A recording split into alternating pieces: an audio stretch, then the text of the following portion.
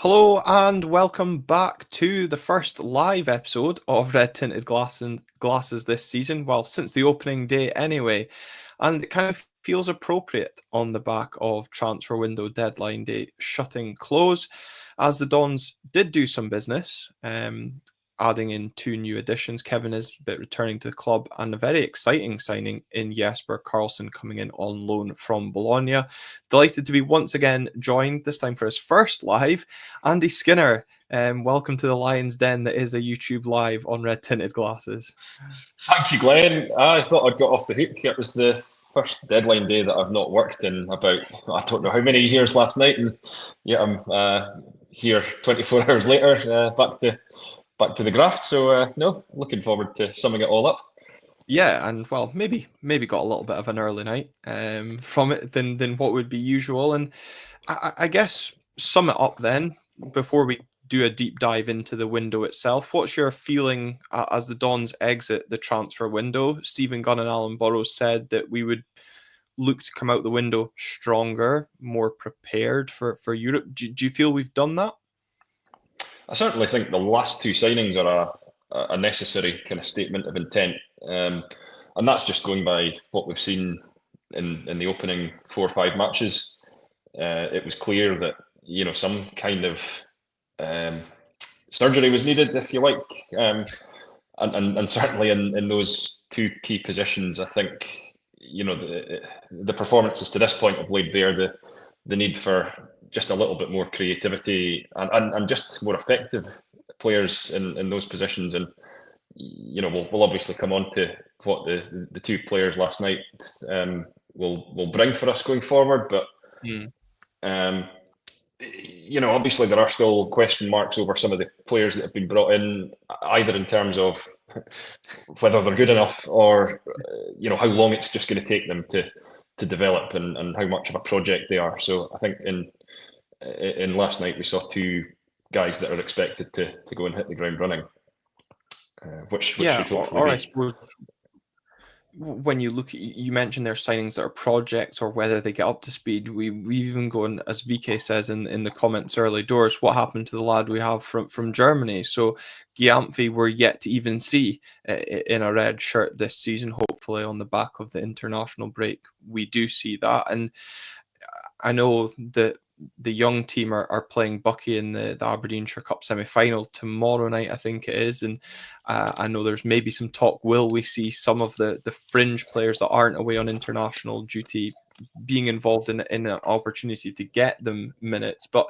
if we look a little bit in depth at the squad and how it's shaped up over the course of the summer, because I'm sure plenty of you will be making up your own minds on whether we have come out of this transfer window stronger, in a better position than we entered it. And of course, if you're tuning in tonight, get involved in the comments like a few of you already done. We'll come to some of your thoughts throughout the show as well. Looking at the goalkeeping position, Ross Doohan departed for Celtic, Nick Suman coming in from Cove. Again, not really seen much of Suman, and I doubt we will see much in terms of him, which is probably a good thing. In the nicest possible way, because it means Dimitar Mitov is staying fit. In terms of the defence, departures saw Jack McKenzie leave for Plymouth. James McGarry left the club and earned himself a New Zealand call-up, I noticed as well. And Slobodan Rubezic and Alexander Jensen, in no real surprise with both of them leaving. Incomings in the defence, Gyamfi, as we've already spoken about, as we said, not yet seen him, so can't judge. Mitchell Frame, another new-ish incoming. Kind of want to get your thoughts on him coming in from Celtic, another project, I guess, to quote what you've just said there, but Yeah, filling the Scottish quota. Do you think that's an interesting signing? I do. Yeah, I'm all for that actually, because well, I mean, clearly, it's been mentioned before that very few of our signings in recent times have been Scottish, but that's not um, to say that we should fill the team with Scots just for the sake of it. I think it's quite an interesting time that we're getting Mitchell Frame, because clearly, young players that are attached to well, let's just focus on Celtic for a minute, rather than the old firm in general. But young players at Celtic have really struggled to make that breakthrough. And the fact that we're getting him at a time when he was obviously given the opportunity to join up with other academies down south, and perhaps look to develop in that way as well. It seems as if the big selling point, as far as Aberdeen were concerned, was the fact that they will provide a route to first team football for him quicker. Whether that happens immediately, I don't know enough about just how ready he is yet. The I'm weekend's presuming he action could played. accelerate it. Yeah, absolutely. No, without a doubt. I mean, I wouldn't be averse to trying him. I'm presuming it's mainly kind of Celtic B football that he's been playing in the Lowland League, which obviously gives you some exposure to men's football, but we're talking a big step up from the Lowland League in terms of what's required here. But it'll be interesting once you touched on Gyamfi earlier on. Also, a young player. The two of them hopefully will be able to fight it out for that left back slot, and I'm sure given time, it's been frustrating that we haven't seen either of them yet. Although Frame's only newly in the door, but it'll be interesting to see just what what each of them brings and what their respective strengths are in terms of contributing to this Don's team. And it's that one area, I guess, of the team where now, with Nicky Devlin being suspended going into the Livingston game, there is question marks on how we line up defensively. We can maybe come into that towards the end of the episode. We're going to save the football till last, because I know maybe some people don't want to think too much about Sunday, but yes, unfortunately we will go over that in some depth as well. Moving on to the midfield from the window, Shayden Morris departed on deadline day officially, joining Luton in an undisclosed fee, rumoured to be around £1 million, which I think is great business from the club given he's out of contract next summer. Jeppe Ockels, of course, leaving on the back of his loan deal. Bizawan I've got as a departure, going to HD Helsinki, obviously on loan till January. Jamie McGrath leaving as well. Fletcher Boyd, even though not fully confirmed yet, that deal is all but confirmed. I think just apart from the club officially announcing it. I've put him down in the midfield bracket as well. In terms of Vinny, I saw a few folk mentioning the fact that the Finnish season ends pre-Christmas. Could injury dependent maybe see a recall for him earlier than that January? I'll maybe get your thoughts on that as well. Incomings in the midfield, Kjartansson, yet to see much action outside of playing with the young team or pre-season for the Dons. Nicholas Milanovic, as we said, Jesper Karlsson coming in on deadline day, Bilalovic and Oshish also coming in. It feels like the midfield's had a lot of work done to it over the summer, doesn't it? Yeah, definitely.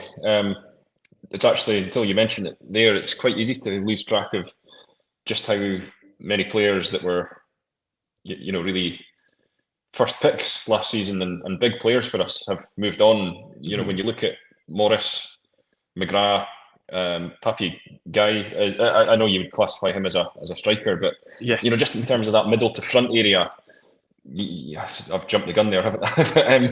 No, the middle to front area, I suppose, is probably the bit that we've seen the biggest need for reinforcements in, just because of who's left. And obviously, guys that have come in clearly still finding their feet. I mean, we've seen that, and we'll touch on the Falkirk game most recently shortly, but it looks as if they are going to need a little bit of time. Whether the signing of Karlsson sort of takes things on another gear in that regard, and perhaps replaces players that haven't quite delivered yet. These combinations are going to take time to sort of figure out, and we, as I say, we haven't quite seen it yet. We've not scored in 3 games, so it seems a little bit bleak in regards Yeah. to the fact that we've lost good quality, and on the evidence of what's come in up to this point, it's not gone to plan. But I dare say these guys were signed with much longer term hopes in mind. It feels like the middle of the park. I know maybe specifically Kjartansson is the one player in there, but the midfield has probably been the area where we've delivered on the most projects, with the greatest Mm-hmm. of respect to those coming in. Maybe Oshisha side, of course, having the fee already agreed for the summer with Sunderland, but young talent that we're going to be looking to develop. And certainly in maybe the case of Nicholas Milanovic, he's already coming in with a bit of pedigree, and it's taking him to the next level. Of course, he's now away with the Australian national squad. I also saw he was nominated alongside Martin Boyle for Australian Men's Footballer of the Year, I believe, as well. In terms of overall in that midfield, a few people commented yesterday about us maybe a desire or lack of box to box midfielder, and that certainly midfield two has created a lot of talking points over both the European and domestic start to the season. Graham Gibb with a comment saying, with us struggling to win the ball back in midfield, would anyone else like to see Kjartansson given a chance? And I just wonder, for those that maybe were looking for a box to box midfielder, or the fact we've not signed one, could the young Icelandic midfielder be that option that we turn to in that scenario? Yeah, I mean, there's only one way to find out, isn't there? He's clearly highly rated. He came with a really strong billing, if I remember. For his age bracket, he was very much on the radar of a lot of clubs. And again, similar to how we were talking about Mitch Frame earlier on, you'd imagine a big selling point was the fact that you'll be playing for a manager that maybe understands that transition from Scandinavian football, albeit not Swedish football, but the cultural differences between the league that he's coming from compared to where he is now, and might be inclined to give him exposure to first team football while still in his teenage years. And yeah, we just haven't seen him at all. I guess you might have been at some of the pre-season games yourself, Glenn. Did he feature in a couple of them? He had the second half at Cove, and I think it was 20 minutes against Ipswich. And for me, I missed both of those. Yeah, his physical presence, when he's on the pitch, was really quite a standout for his age, his height, and build especially. But he just kind of oozed class, and he didn't look out of place. And you can see why I think he was rated within the top 50 in his age bracket. So yeah, potential there, sure, to come. Obviously, unfortunately, having to miss out of the European squad to Bilalovic, I wondered if the fact Shaden Morris was injured played a part in that. So we added a bit more wing play, which is quite ironic because Bilalovic didn't even go on to feature. But yeah, in terms of the midfield, we've got project, but of course, last night, very late last night, Jesper Karlsson announced coming in on loan from Bologna, a player previously working under Jimmy Tillin at Elfsborg, a player that went to Bologna for, I think it was 11 to 13 million euros.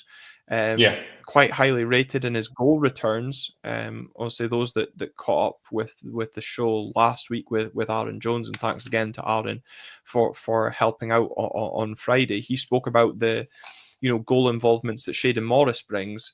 Looking back at Karlsson's stats from both Elfsborg and AZ, they really stand out. And again, hopefully works out a little bit better than the last time we signed a winger on loan that worked under Jimmy Tillin. And I can only say that because Phil's not here to defend Jeppe Ockels. No, definitely. I mean, just with the pedigree and the caliber of teams that he's been playing for, you'd be quite confident that that would be the case. But I mean, you can never be sure. However, the initial instinct on signing Karlsson last night is that we're in territory that we've not been in a while in terms of where we're fishing. This is a player, quite frankly, that wouldn't be coming to us were it not for that connection with Jimmy Tillene, and so in that regard, the manager deserves credit, and he's clearly had a positive impact on his career previously. It seems like that spell at Elfsborg came at quite a crucial juncture. I think was it AZ that he moved on to directly from did, yeah. Elfsborg, and then ultimately Bologna a couple of years ago. I was actually checking back because I was in Bologna and caught a game in which Lewis Ferguson captained a couple of years ago, and it fitted in with the time frame of when he was there. But unfortunately, he was an unused sub, so I can bring no insight on. Not that as I say, I didn't have 2-year hindsight in my favour there, so I wouldn't have remembered much about it anyway. But no, in all seriousness.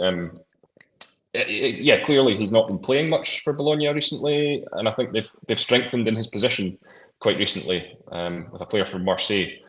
So it's maybe just one where the dominoes counted in our favour, but to pull it off, and fair play to the board as well, I imagine, for pulling out all the stops to make it happen. Clearly, it won't have been a cheap one, but absolutely intrigued is the word, as to see how this one unfolds. Yeah, absolutely. And you look back at, I think it was last week, Udinese had a €5 million bid turned down for his signature. So the fact that we've managed to lure him to Aberdeen for a season, unfortunately, no option to buy in there. But as Ross Duncan had said in the comments as well, the fact that you've got Celtic and Rangers fans very jealous that we got that over the line, I think speaks volumes. I was watching Reporting Scotland this evening, and the Swedish journalist that was on the news there saying that if he gets back to the form from Elfsborg and Alkmaar, he's too good for the Scottish League. He's with, again, great respect, he's too good to be here at Aberdeen. And I think, you're absolutely right to commend Jimmy Tillene, because without him being at the helm, we probably don't get him as a signing. And I think that speaks volumes. Also, I think right to acknowledge the board for what they've done, because, I can assume he's probably not on a small wage at Bologna. And, given what we've seen with a former player choosing money over playing for the Dons, look, fair play to the board for going out and doing what they need, because I think, again, we'll come on to Sunday, but it did highlight a lot of things that were missing. And then I know there's some comments as well from David McLennan. He's slightly annoyed that, a week after, a couple of weeks anyway, after the season start, dropping out of the Europa League, we've sorted out the squad. Feels like we've shot ourselves in the foot. Again, people point to the draw that we got within the playoff. Again, point to some of the comments from Gunnar and Burrows as well. And unfortunately, I know fine well from speaking to Alan Burrows, words that they come out with, they're going to live by and have to die by if things don't come out. And those comments, probably a little bit ahead of yesterday, have come back to bite them. Hopefully we've now put ourselves in good stead for the group stage. I want to also get your thoughts on the signing of Karlsson and what that potentially means for Topi Keskinen. And the reason why I want to do it is because thankfully Mark Robertson's got in the comments and reminded me, because it was a debate in our group chats last night, is does Karlsson come in and start over Topi Keskinen? And Mark Robertson goes on to say that he hopes Topi studies every piece of movement and the tactical aspects that Jesper has. He needs to be a sponge and will be a better player for having him around. I just want to get your thoughts on that. Yeah, it's a great point, I think. It's spot on, because this is a player that has kind of achieved everything that Topi's aspiring to. And I know Topi has broken into the Finland national team, but it's mainly under 21 football, I think he's been exposed to so far. Whereas in Karlsson, you've got a guy with 14 Swedish caps and a number of goals, including that free kick that's been going viral over the last 24 hours or so. And obviously, a different nation that we're talking here, but it's the same impact that's going to really catch the eye of any national team manager if you play in that wide position. And again, we'll come back to it when we address the Falkirk game. But early weeks of this season have laid bare that Topi's got a long way to go in regards to his final product. So by getting Carlson on board, he's going to be training with him all the time. He's going to, hopefully link up with him well, effectively on the pitch, and quite organically, you'd imagine, without even having to reach out to him for advice, he should be picking up some major, tips and good practice really for how he can carry his own career forward. And ultimately, I suppose players are often driven by that desire to reach one of the top European leagues. Well, here's case in point, a guy that's done it, and for whatever reason he finds himself now at Aberdeen, but he's going to be here by the looks of things with a desire to get himself back to that level. I think it's very much a case that Carlson's one, and you touch on the fact that it's frustrating not to have a buy option at the end of it. But I think just given the finances involved, it's totally unrealistic. It's a classic case of a guy that we just need to enjoy while we've got him. And if he can have that knock-on impact on Topi Keskinen, Bilalovic as well, who's come in, is another one that can hopefully develop. We haven't seen much of him at all yet, but I don't think there would be any surprise whatsoever if that was on Jimmy's mind as well, in terms of really setting out the standard of what he expects from a player in that position, and demanding that everyone else follows that. Yeah, and I think for Topi, he will only benefit from that. And there's some great points coming in the comments, and it's great to see, as I said, the interaction on these episodes. It's why I do love doing these live episodes. To go back to the point that Kevin Blanchard was saying about competition for Topi, he's not producing enough for the potential he has. Kevin feels he's one of the most frustrating players in the starting 11, and I probably agree with you, Blanchy, in terms of his final third product, especially when it gets, certainly for me, his shooting ability. And yeah, of course, at the start of the season, Keskinen's backup was probably Fletcher Boyd, who, of course, has departed for Aston Villa. And I think, again, Graham Gibb with another good point about the fact that Jimmy Tilleen wanted four full functioning wingers. That was more of a tongue twister than I thought it was going to be, Graham. The starting wingers to play for that 60, 70 minutes and then change so there's no drop in intensity. He now does have that four wingers. Again, I think that's a good point. I was a bit, do we need another winger on deadline day? We've gone and got one.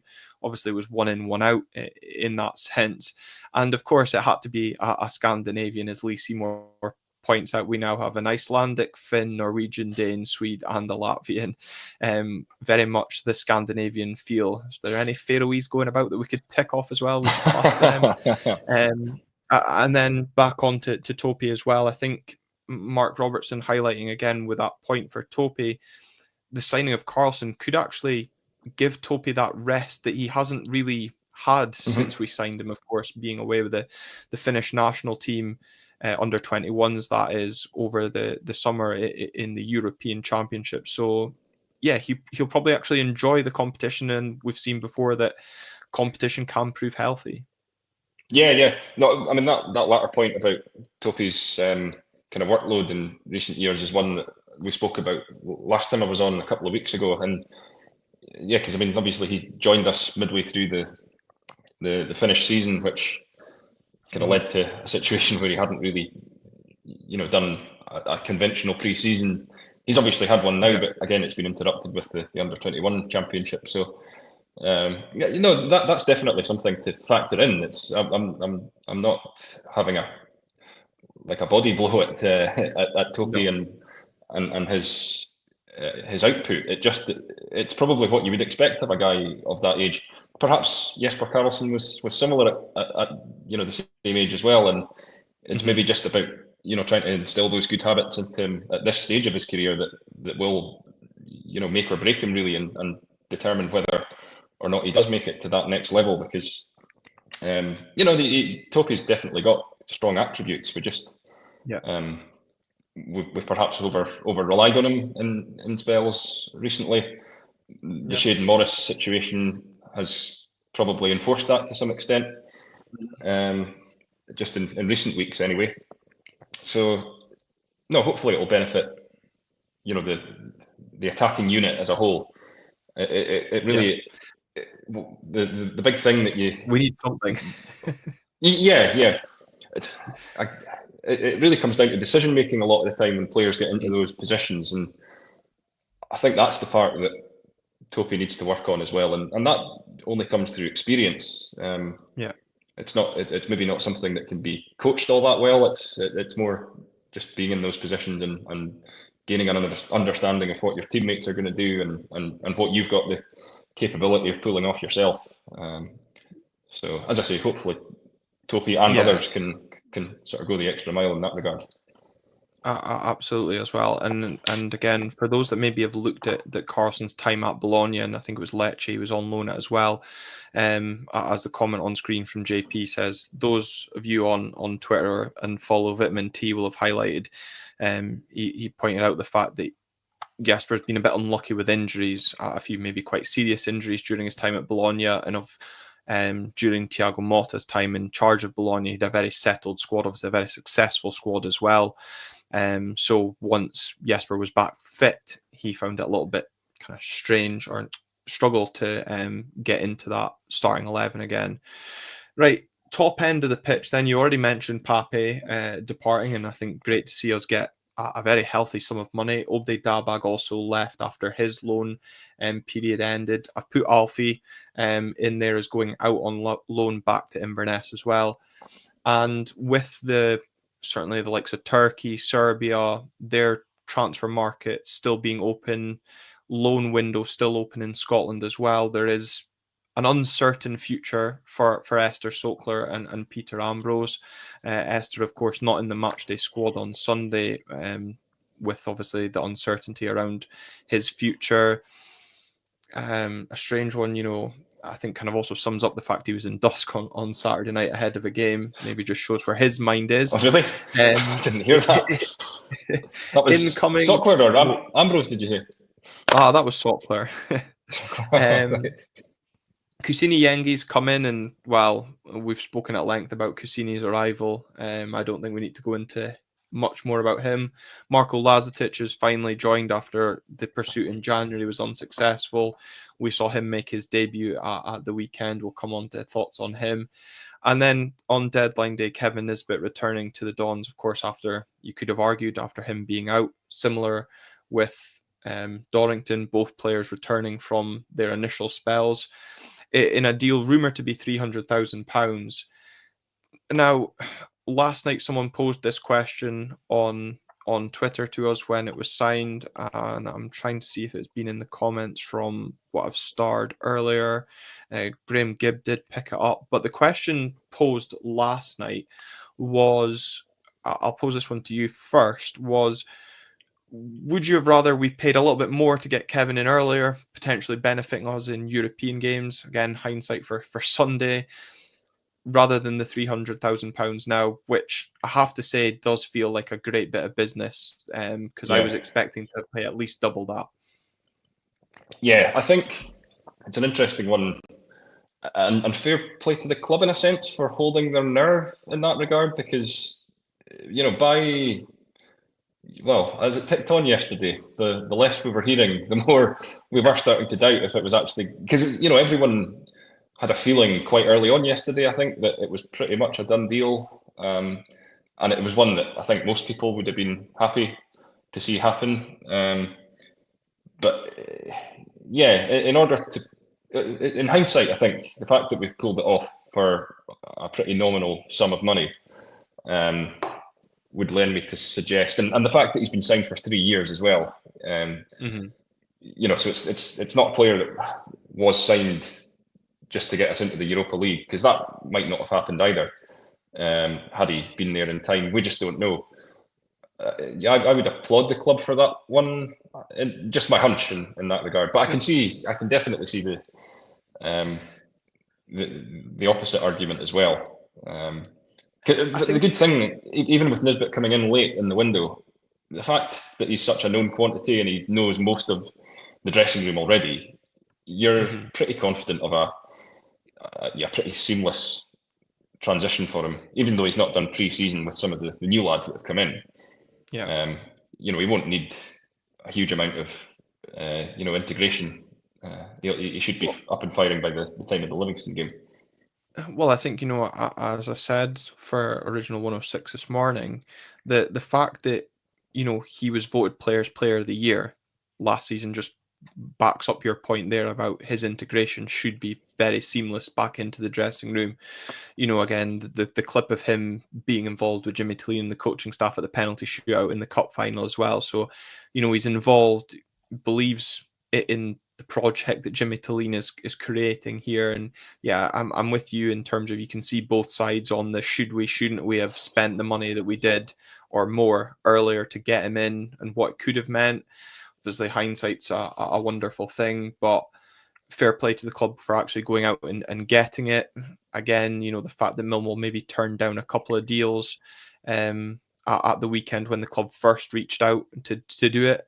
I did enjoy the rumours saying that maybe it was cash plus Ambrose and cash plus Yengi, and then we just went with cash. But when you look at how we handled our business on transfer deadline day, compared to the likes of Celtic and getting a striker, I wonder if Dave Cormack actually got a phone call from Celtic seeing if we had any strikers for sale. It was getting that desperate from them. But Yeah, again, looking back to Sunday, it was definitely an area that needed addressed. And again, there'll be some in the support that have said, is Nisbet the answer? But it's a known quantity. It ticks that Scottish mm-hmm. quota box again for European football.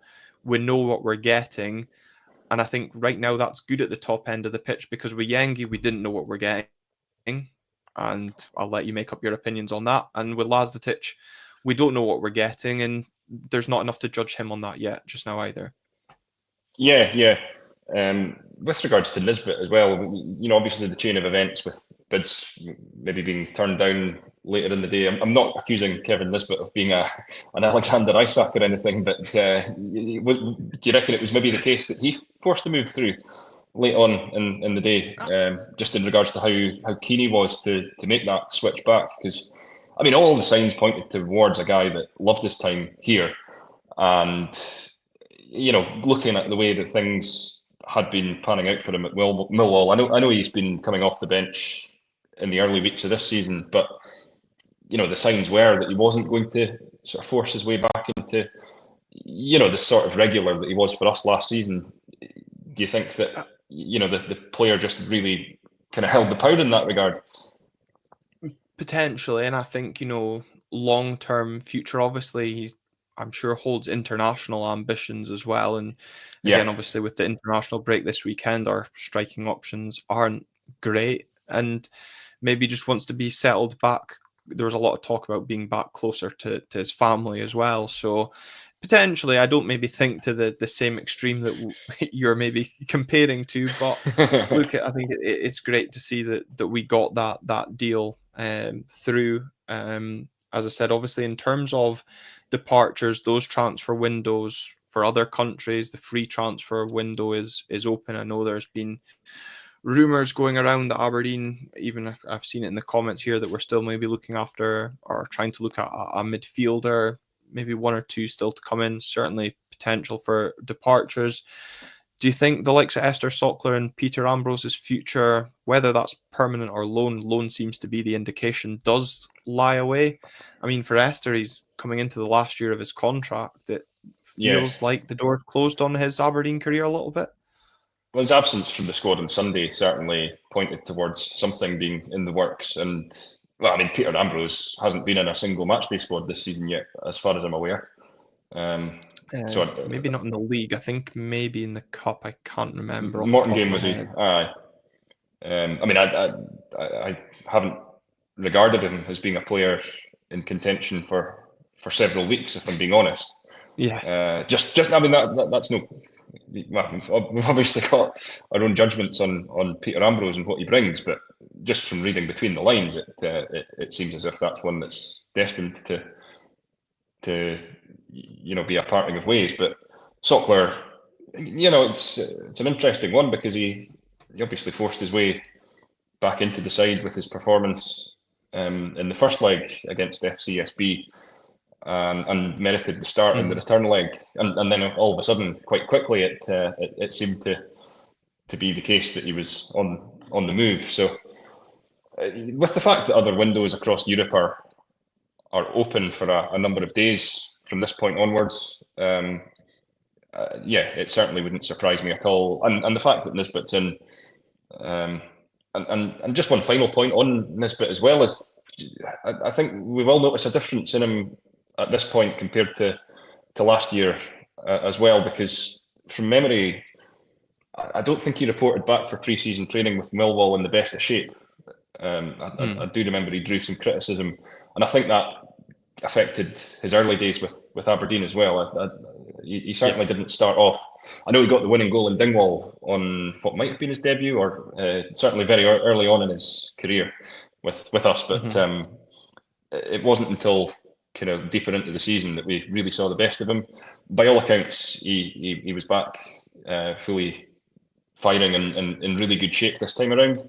To the point where, as I say, he was on the fringes of the Millwall squad without holding down a starting position. So, whether again he was motivated by the potential move, we don't know. But either way, it's a situation that should benefit us, and it reduces the need to potentially rely on just to link the 2 points, to reduces the need for us to rely on a Sockler or even an Ambrose to sort of bridge that transition gap between Nisbet coming in and getting up to fitness. I don't envisage that being a problem at all. Yeah, no, neither. So I think that kind of sums up quite well the transfer window, and certainly the ones over the last night, and if there obviously is any more movement between now and the Livingston game, we'll catch that up in our next episode as well. So where do you feel that squad is now going into this international break? Do you feel we're in a strong place, taking results out from how we've started the season? Do you think we are a strong squad that is prepared for what is to come going into September, October? We should be, certainly as far as the league is concerned. I suppose the big test will come when we really get deep into the European campaign. We've had a taste of it already, with 2 games in consecutive weeks, which I don't think will really happen, in terms of European fixtures. We've normally got a couple of weeks between European games at very least, but that's something that tripped us up a bit last time. It's fair to say we did have a fairly big squad on that occasion, but it's kind of how you utilise it. Yeah. From what we've seen of Jimmy Tillini, he does, rotate. He can bring guys out of the team, and if we've seen in the last week or so that people that have come off the bench and made an impression, have ultimately found their way in the starting lineup. So, I would like to think that there is scope for good rotation there. I don't see why we don't have good options for most positions. Obviously, injuries aside, we've seen that with left back already, but we should have cover to compensate for that. We can shuffle things around. For example, we've seen Gavin Malloy move to left back, and we know Shinnie can move there, and we've got adequate cover in the respective positions that they're vacating in order to fill that. So, in terms of numbers and downright ability, there should be no excuse as far as being light in any particular area. Maybe the midfield, the centre of midfield. As I say, we've got good numbers there, but that enforcer role that Nielsen is there to carry out, could someone maybe enforce a bit more forcefully? That's maybe the part of it that we're maybe lacking. I think we've got the base and the shape of a strong squad. Are we prepared? Yes. Should we have been better prepared? Also, in my opinion, yes. Again, I've spoken about this before with Phil, is, did the Scottish Cup win come as a surprise and catch the club out in terms of some of that preparation? But Yeah, look, I think now that we've got that squad in, and we'll come to that maybe a little bit on the back of the Falkirk game, is that now results have to simply follow because Jimmy's got players he wants in.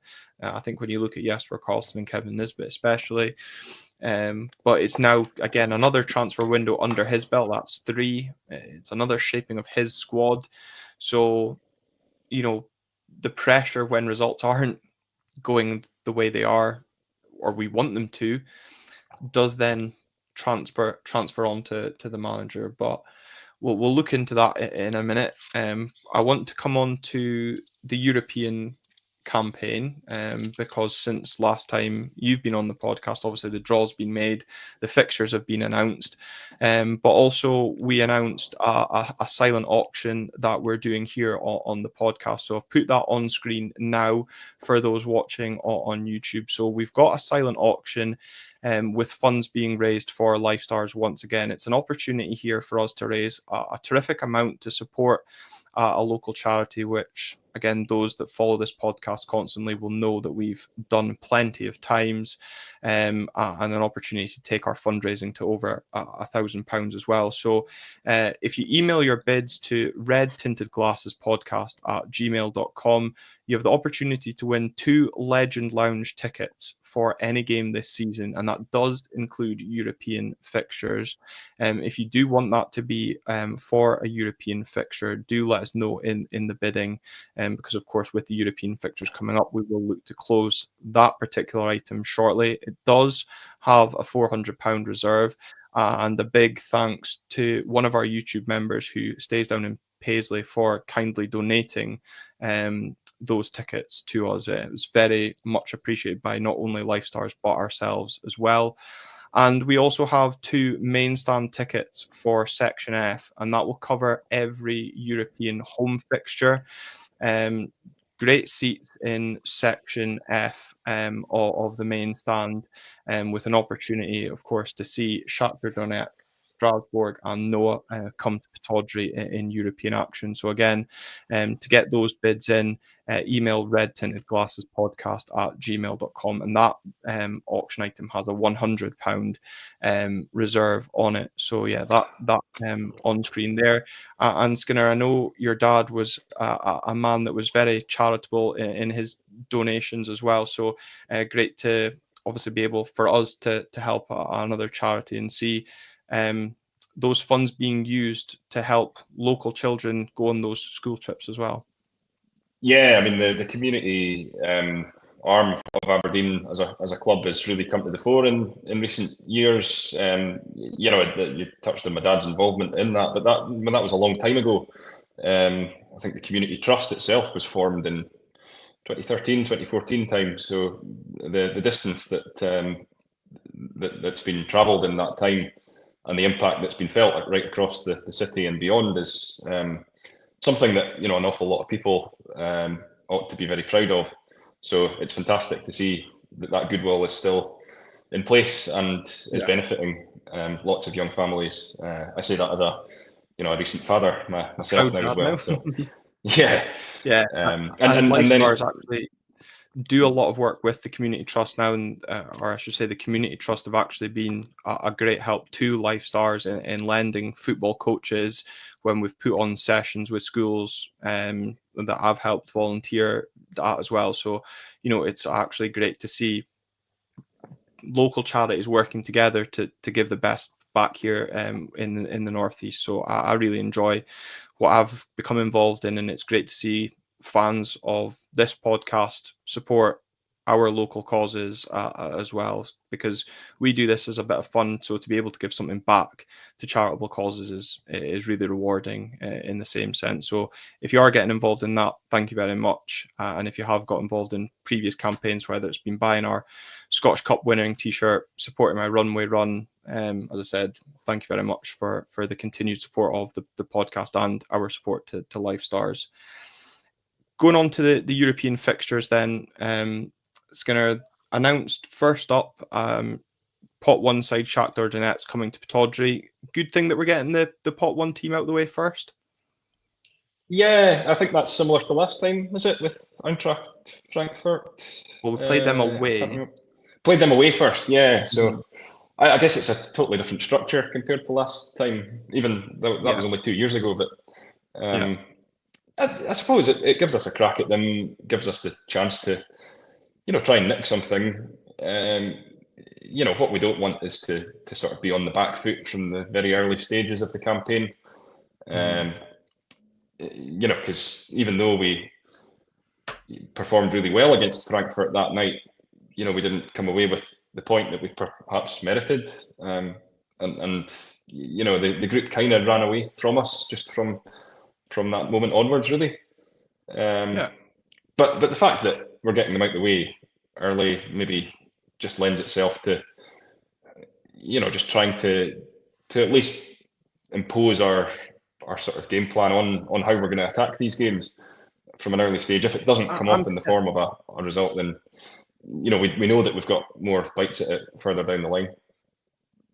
and I suppose, as you say, more bites at it, but also the potential if we can sneak a result, it gives us that Yeah, footing to build on in the now league format, of course. And given the various predictors and statos that are out there, they predict Aberdeen to finish bottom, second bottom. We're in the statistically hardest draw that we could have got. So everything, feels that we're up against it, as Graham Gibbs says, we've got no chance, so let's enjoy our nights.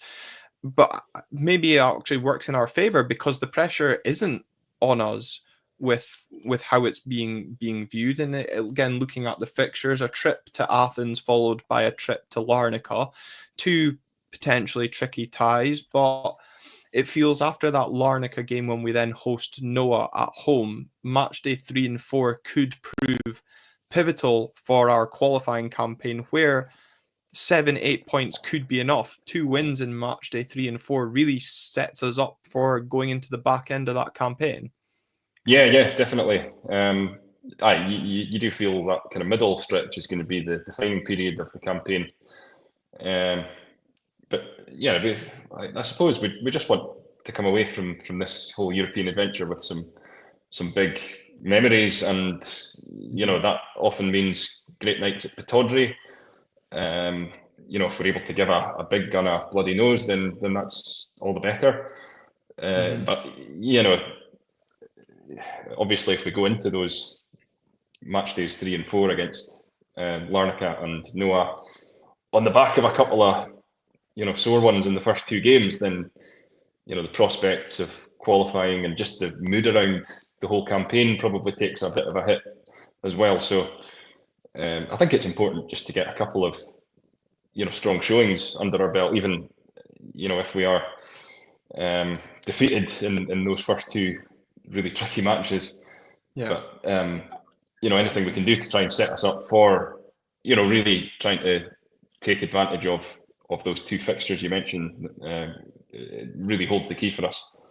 And that Athens game as well, I think you're right to point it as a tricky fixture, an intimidating atmosphere, but interesting to see what happens in terms of that atmosphere because AK Athens are waiting nervously, maybe not so, on a UEFA decision that could see a partial stadium closure for that game against ourselves. So potential reduced capacity. I don't believe it'll have a knock-on effect on away allocation. And it's certainly the trip that holds the most tickets for fans. But yeah, I do think if we can pick up a couple of points, that middle stretch is key. Ian Aberdeen FC saying we just never know as an Aberdeen supporter. We build on hope, drink on hope and disappointment. Let's just enjoy it. And I think many people booking up Athens, Larnaca, and Prague, like myself, who booked up Prague at the weekend, will just be going out to drink on that hope and knowing that 90 minutes of football likely will ruin what will be a fantastic trip. But I also think in terms of speaking about that match day 3 and 4, which for me, when you're playing the teams in pot 5 and 6, Mark Robertson's point here about the middle stretch coming round, our new teams gelled a bit, good getting the tough teams out of the way while we are still ill prepared in Mark's words, does potentially benefit as I said, that 7 point mark, which is being touted at that middle period when that squad has got a few games under their belt could work in our favour. Definitely, and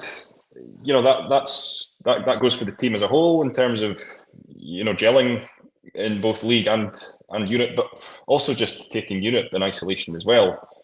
By that point, they'll be more accustomed to what is expected and what's required playing in Europe, and the fact that they'll have had a couple of really stern tests by that point should hopefully be really good preparation. Because yeah, I mean, thinking back to 2 years ago, I know it's different circumstances, but Yeah.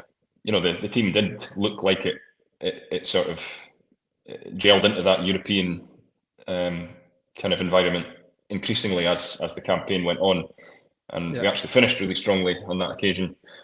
Perhaps when it was a bit too late to salvage anything from it, but that's a good point. That by that stage we should hopefully be in a stronger position to go and take that on. Again, I suppose the other factor is how it affects the league form by then.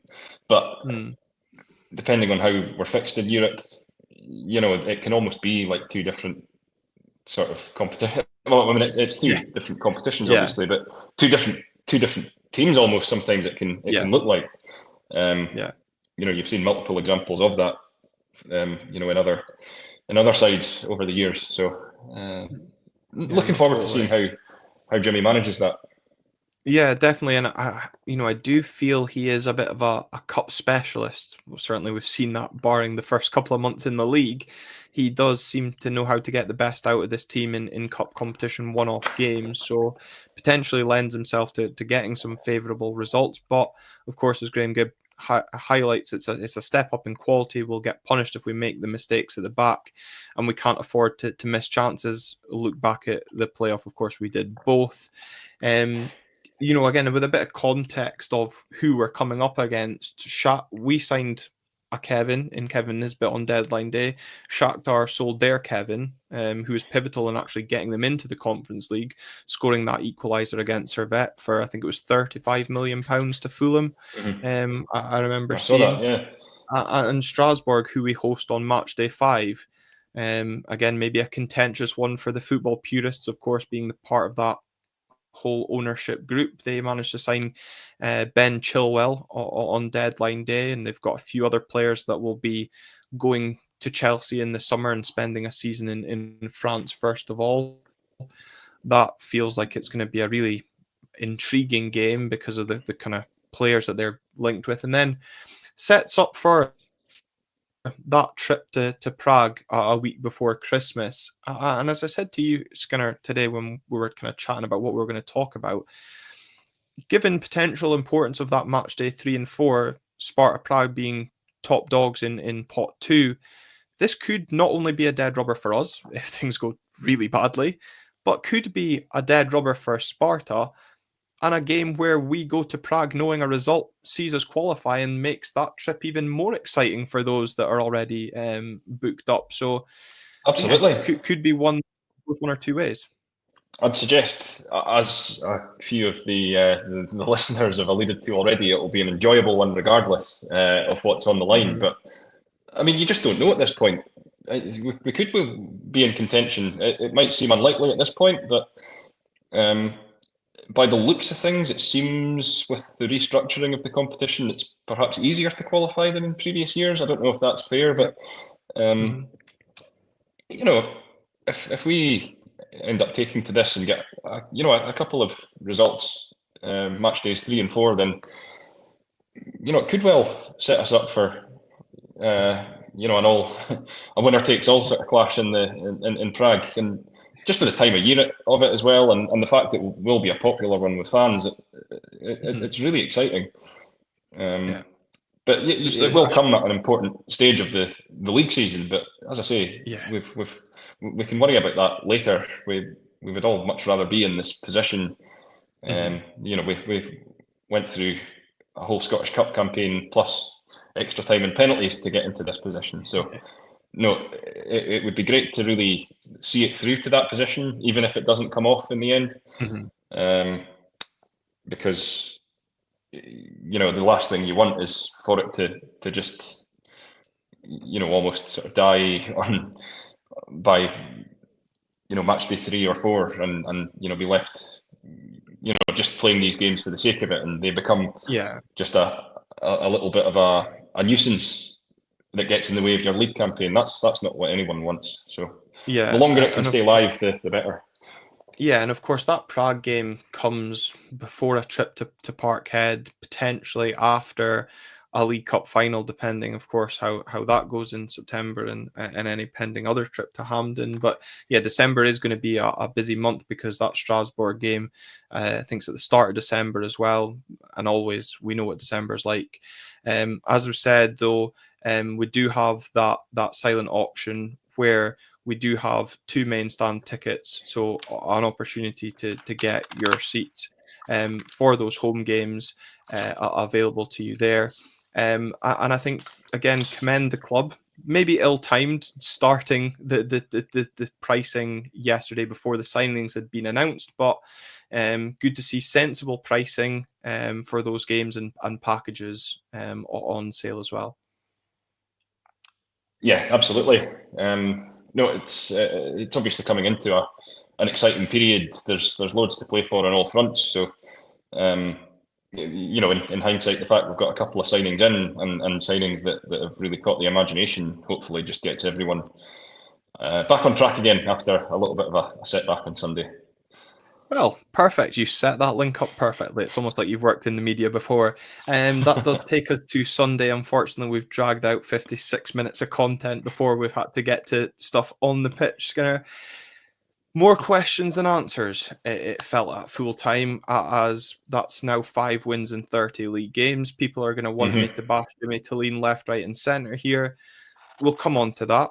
I don't think he deserves a barrel load of criticism. I still think the players need to cop some amount of accountability. But I think for me, overall emotion at full time was that my patience was wearing thin with where the squad was and hmm kind of some of the lack of ideas. Yes, you can't account for a silly red card, which we'll come on to in a bit more detail as well. But it was the second half performance for me which raised so much concern. Again, you can caveat with that fact that we were playing with 10 men, but we didn't look like we had much idea. Another game where we didn't test the keeper regularly enough or with enough quality for my liking. Yeah, I certainly felt walking out with Tawdry that there was more questions than answers that we had, and very, very much frustrated. I don't know about yourself.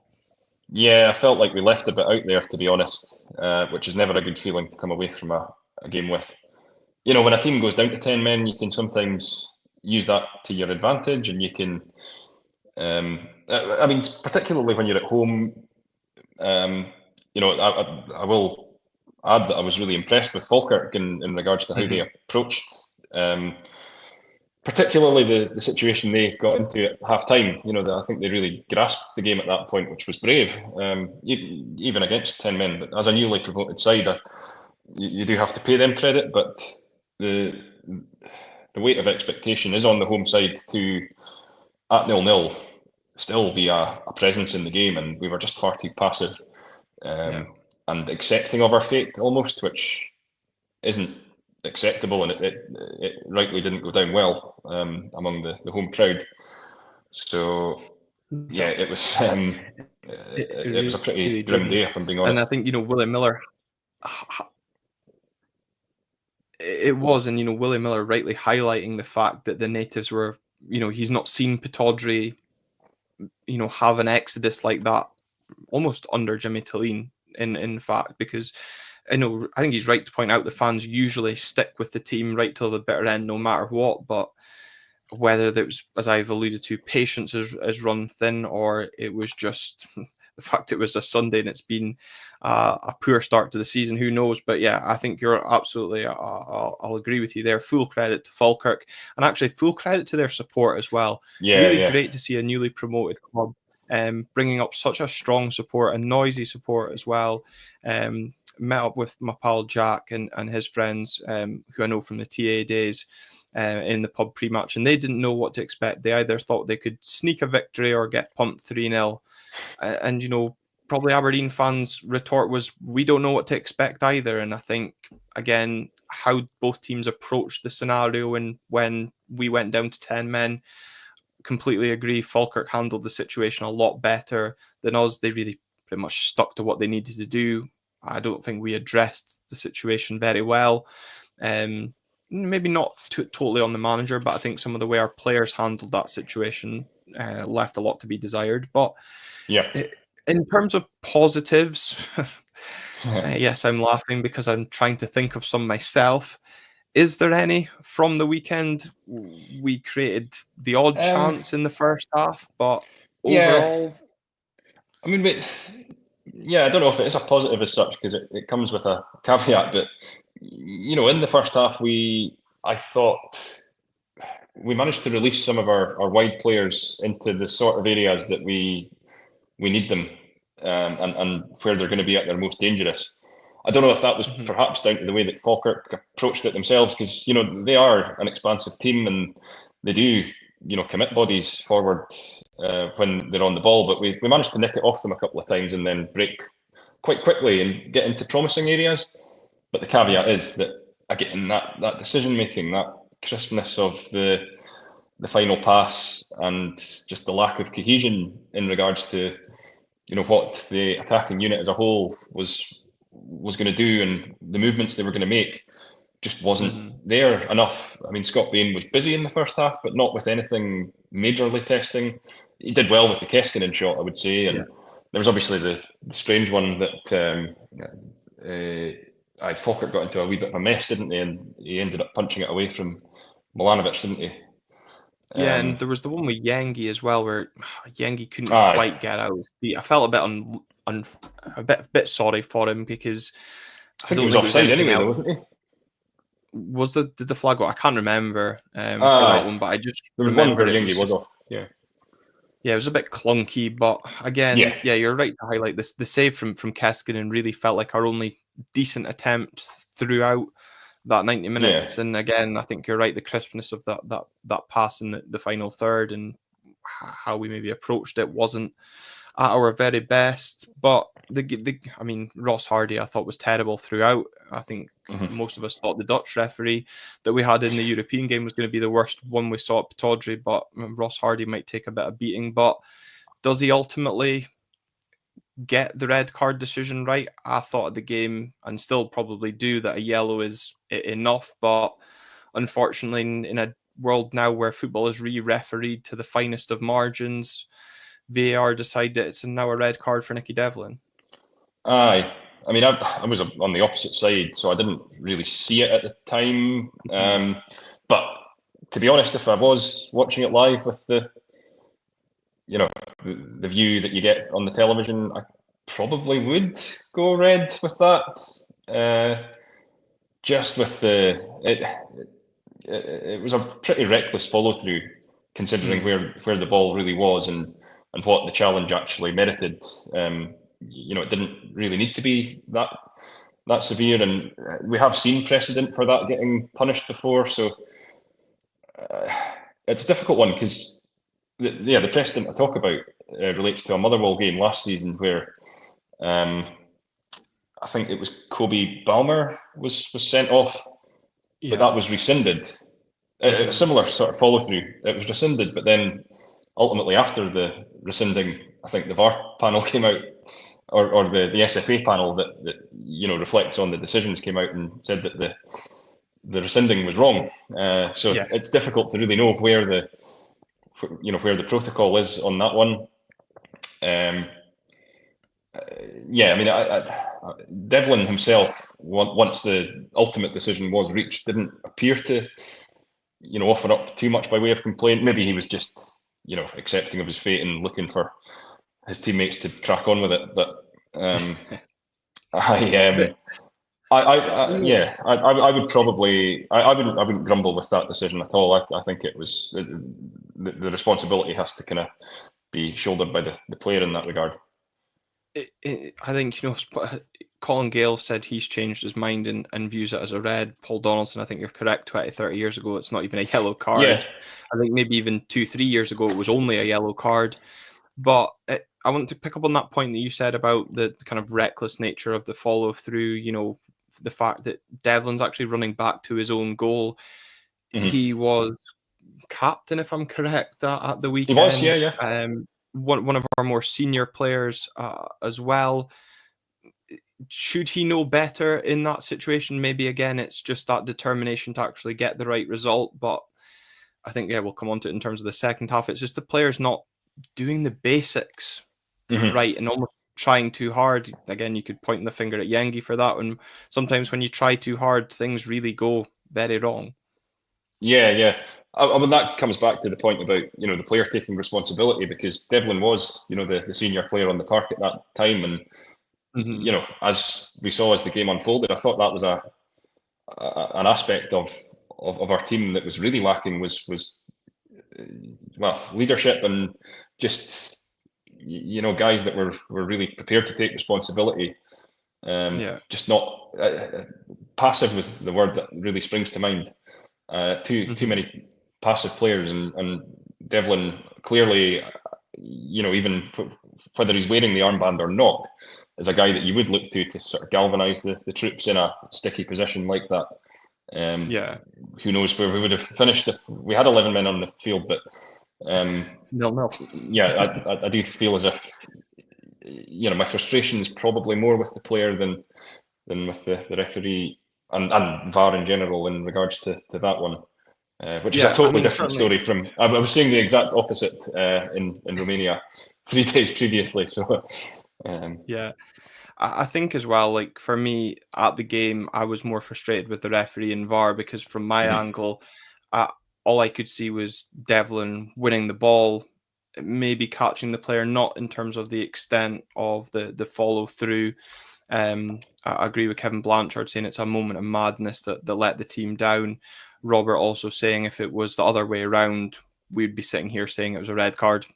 I'm not going to disagree with you, Robert, because we probably would be. But that's the fickle nature of football fans. In terms of reacting to the red card, Jimmy Tillene making a change at halftime to take Yengi off, bring on Malloy to shore up the defence, I guess, bring us back to that back four. So for the second time in succession, we start the second half without a recognised striker. Again, I think with a nod to what was to come on deadline day and show the need for that area. I felt a bit sorry for Yengi being sacrificed in that manner. You could have done like what he did on Thursday and made 2 changes, whether that was bring on Lazetic to give us a more mobile option up top, but also then shore up the defence.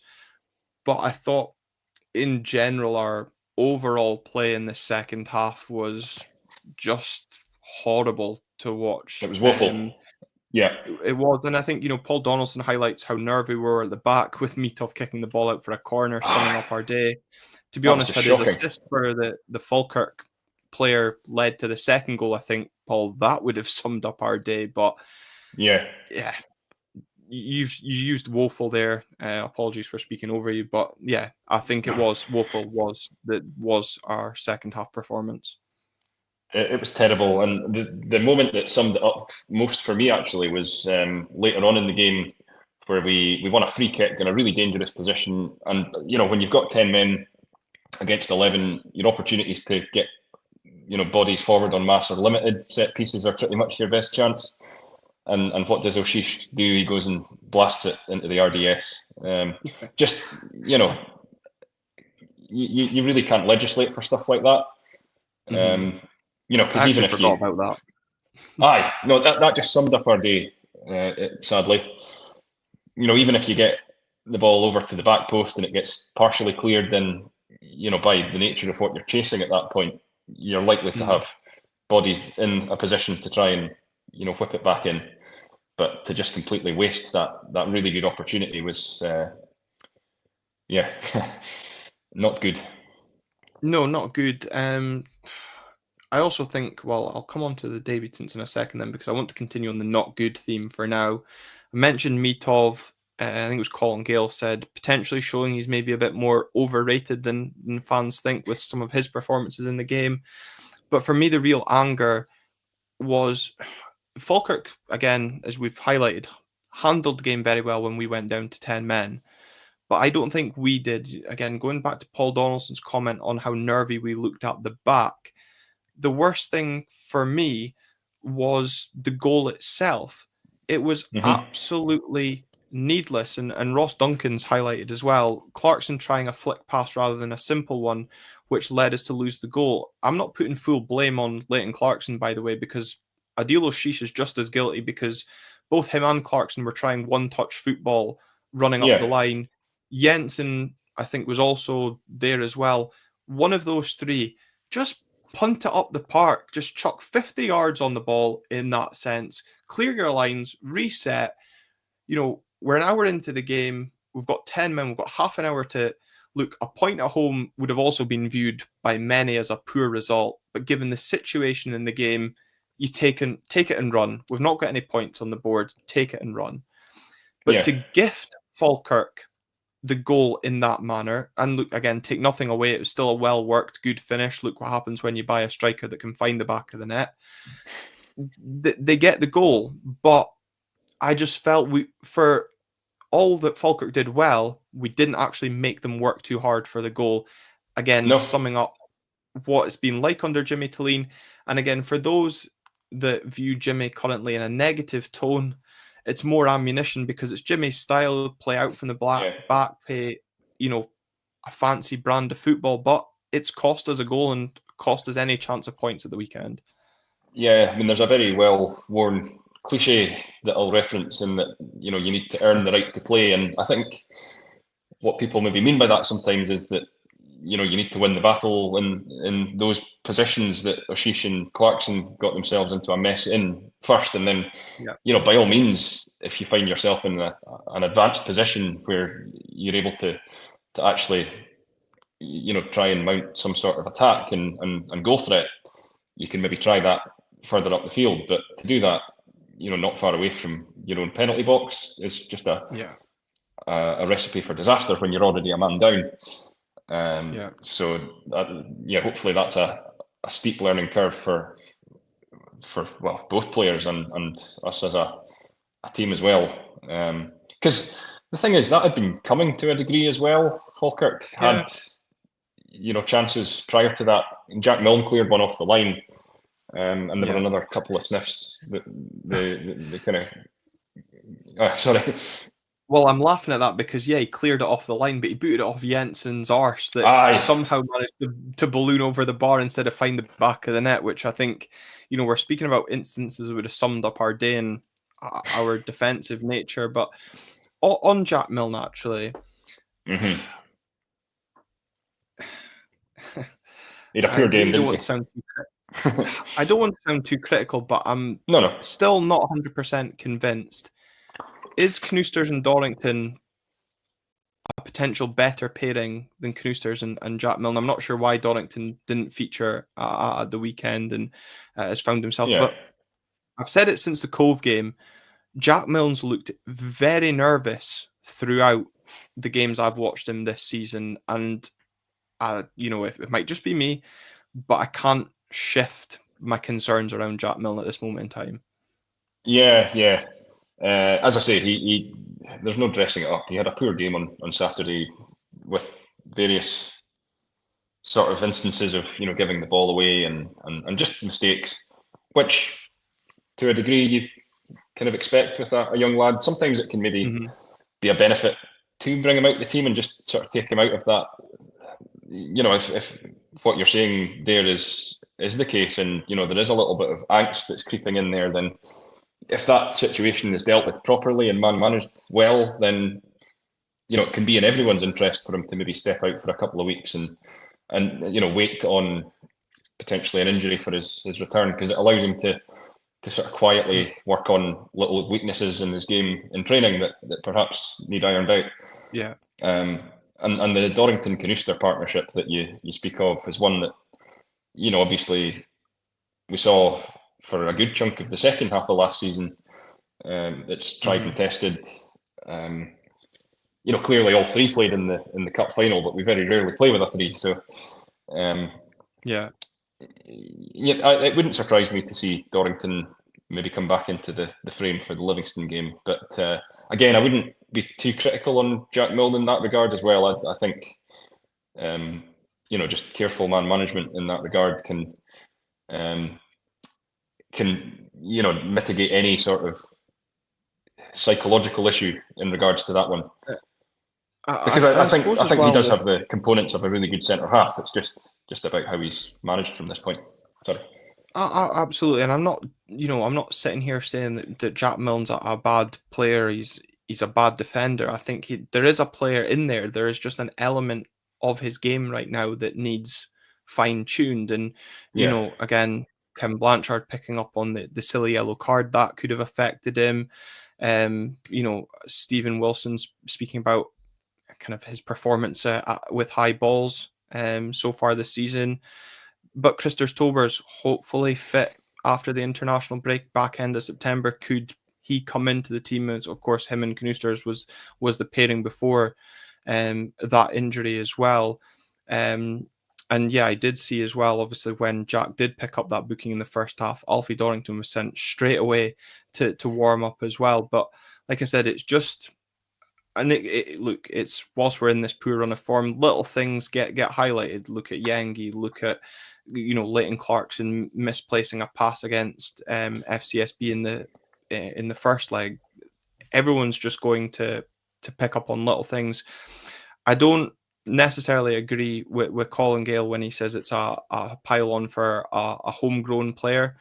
I think it's just, for me personally, I've found it as the one player that was making the mistakes. I think alongside when Alfie Dorrington was in that first leg, Alfie was making mistakes, which probably led to Jack being nervous. Again, you spoke, Skinner, about the front three, front four forming partnerships, connections, and that needs to develop. Knusters and Jack Milne need to be able to develop that. That is going to have mistakes, understandings. And once that develops, it will hopefully flourish into something successful. Unfortunately, when we're not winning games, as I've said, little things become a little bit more magnified.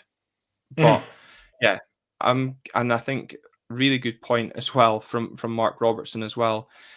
Jack Milne did, of course, start out his career as a midfielder. Again, for those that will have watched him in the Highland League days, will have known that's where he was playing in there. And it wasn't until he was brought back from the club that they moved him to centre back, right back, because they thought that was where he had more chance of playing for Aberdeen. So again, learning the game. He's a young player. He will develop. He will make mistakes.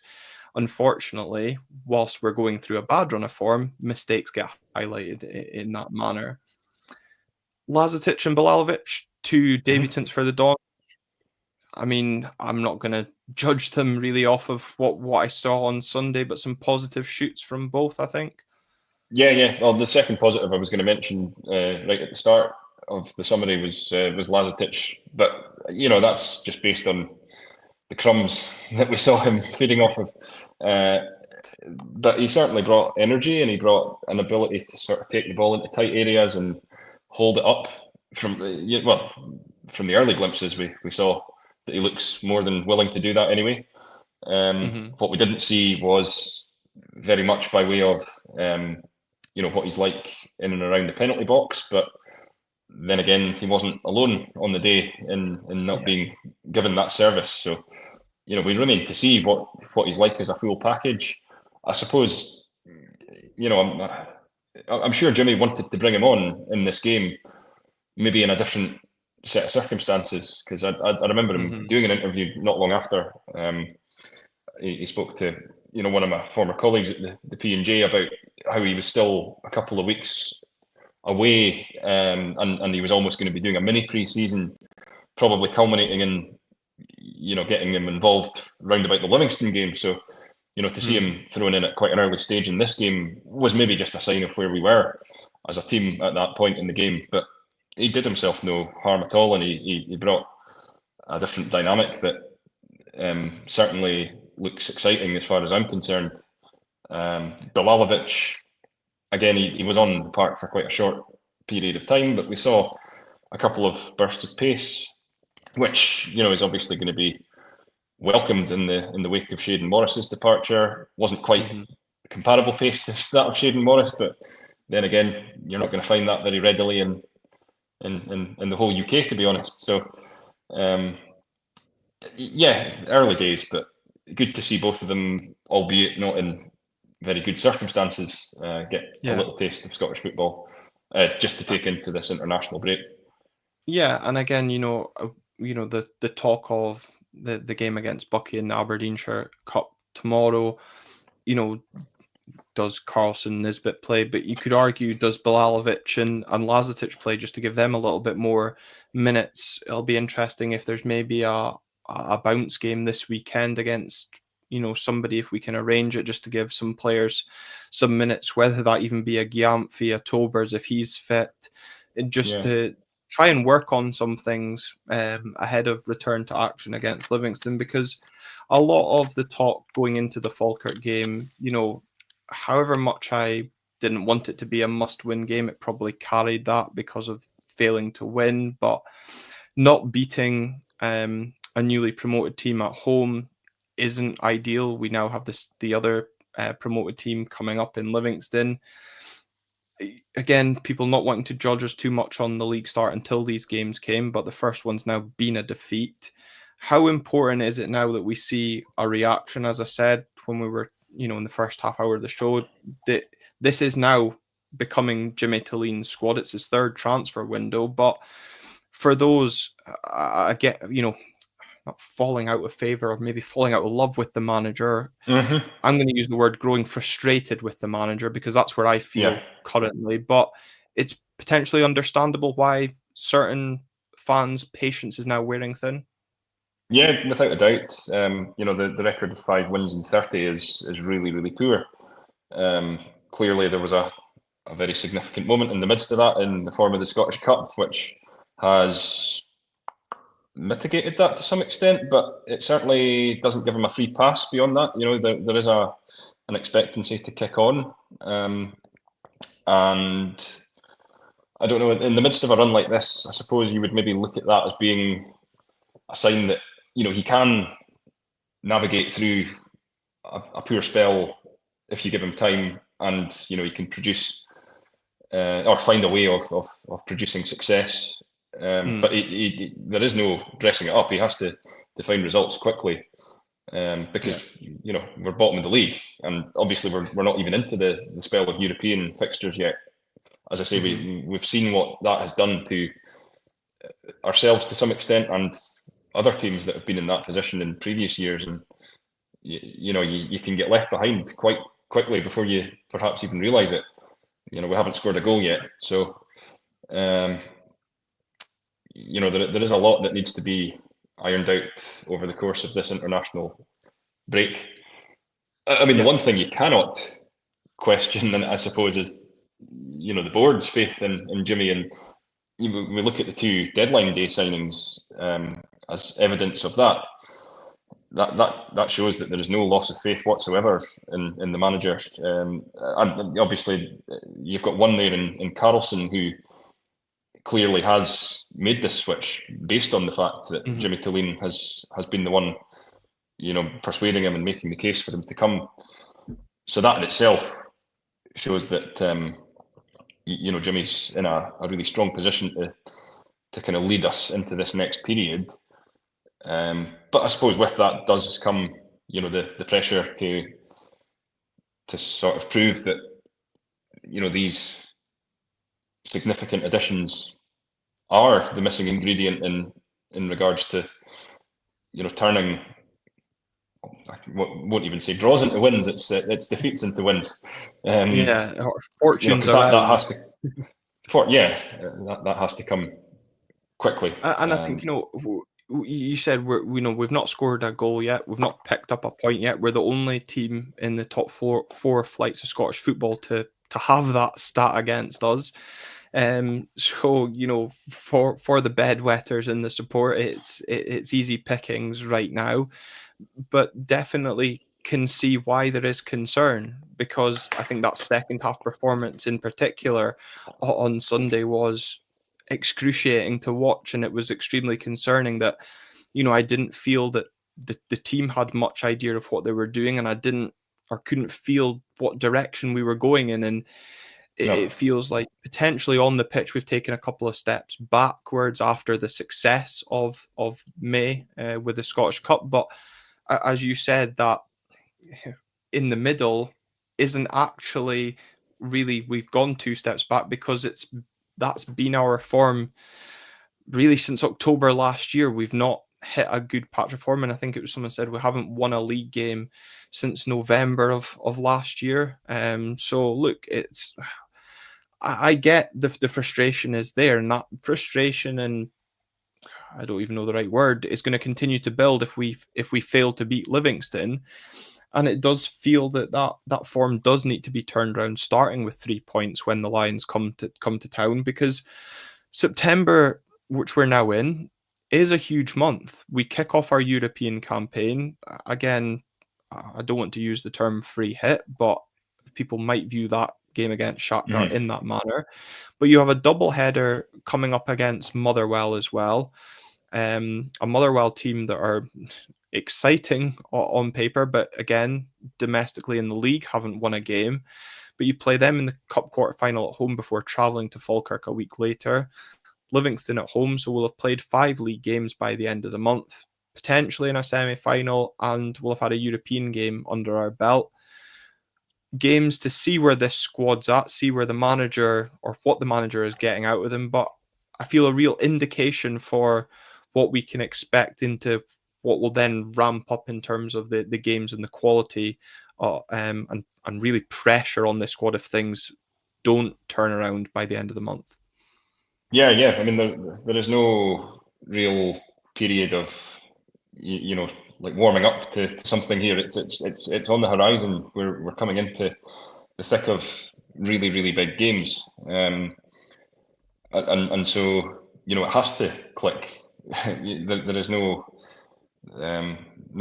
time for it to be held off, because as I say, Livingston presents us with the opportunity to get the first points of the league season on the board, and then we're into a League Cup quarter final the following weekend. So and that, by that point, if things continue not to go well, then you're left with very little time to actually get your season going before you're into the European environment. So no, And I think for like European games as well, you want a little bit of momentum. You want a little bit of feel-good yes. factor as well. And look, it's all well and good saying Livingston presents us as an opportunity to get the points on the board. Falkirk did the exact same, and look how that happened. And just some of the comments coming in as well. I want to pull up Graham's saying that part of his frustration with Jimmy is the fact that us as fans can see we're not far away from a good team, but it's his inability to not lose. Fully agree with Graham saying Sunday, if you're not going to win, at least don't get beat. David McLennan saying he's not great at adapting to some of the game situations. It's quite funny. David says some of the substitutions drive me crazy. I think some will agree this season, but in the first couple of months, every substitute that he made turned to gold. Ross Duncan thinking that actually the team setup might suit Europe, just not sure it works on league games currently.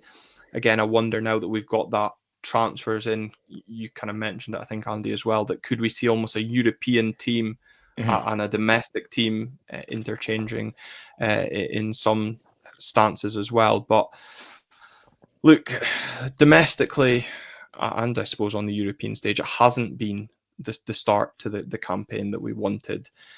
The transfer window's done and dusted now, as you rightly point out, Andy, as well, that the board haven't been afraid to back the manager. We've also got a lot of funds in as well, and Jimmy Tilleen's spoken about investing those funds. Obviously, we didn't do that yesterday, but now it's how we invest that and plan for the future. Do we go out and maybe put some wages on those free agent markets, planning towards January as well?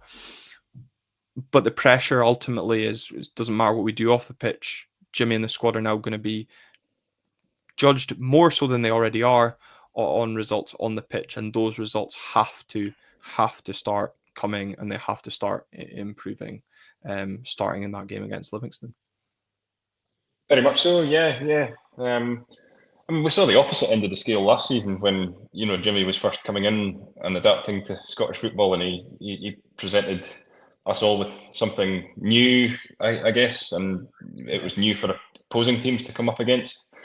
Yeah. There were a lot of late goals in that run as well, and obviously there were League Cup games that perhaps made the run look better than the league start suggested. But Yeah. I suppose it maybe comes to roost when you look at the Motherwell game that's coming up, because that's maybe a team that sort of reminds me of where we were this time last year. Yeah. Just with Mm-hmm. a manager coming in from overseas, bringing that fresh approach, and really getting to grips with it very quickly. As we saw ourselves, it's not to say that it'll carry on that way for Mm-hmm. the fullness of the season. Hopefully, this time around, the fact that it hasn't started so well maybe allows us to kind of learn from where we've gone wrong, and that's really going to be the key, because it's clear that this team's got a long way to go, but it's just about making sure that we've learned the costly lessons that we've suffered in these opening weeks, that that can be addressed to sort of bring about the style that Jimmy is looking for, even if it's not been apparent in, as I say, these first 3 weeks. Yeah, absolutely. And I do think that Motherwell doubleheader does pose quite a big kind of games for us, because certainly with my comments on Jimmy being that kind of cup specialist, potentially he doesn't want to get branded with that, but it's that first opportunity of the season for us to be on the road for silverware, or continue our road for silverware, of course, after us beating Morton in the last round. So we speak about the Scottish Cup win papering over cracks, giving him credit in the bank. Progression to Hampden for a cup semi-final and getting us one step closer to another trophy potentially adds that credit to the bank. But of course, the league is where we want to see us climbing and performing as well. So that needs to change. But of course, our full focus will turn to that next week as we preview the game against Livingston. But look, it's been a lot to get through in over 90 minutes of alive tonight, and a really big thank you to everybody that's stuck with us. Some of the numbers on tonight's show has been phenomenal. So of course, if you have been watching, leave a like on the video as well. Please subscribe to the channel if you're new as well. And just one final plug as well for that silent auction that we've got, with all funds supporting Lifestars, 2 Legend Lounge tickets for any game, including Europe, £400 reserve on that item, and 2 main stand tickets for every European home fixture with £100 reserve on that. So email your auction bid to redtintedglassespodcast@gmail.com to get involved. As always, thank you for your support here on the podcast, here with our charitable causes as well, and also a thanks continued to Andy for coming on and supporting. You did well tonight, handling your first live as well. And just on behalf of Phil as well, just wants to extend his thanks to all those that have reached out to him for the well wishes in his absence. He is hoping to be back potentially after the Livingston game as well. But obviously, thoughts with Phil. I know he's got his funeral coming up on Thursday, so stay strong for that, Phil, and we'll be glad to have you back. But Skinner, as always, thank you, and thanks going out to all of you for tuning in to the show, whether it be here on YouTube or on audio. Until next time, we'll see you then.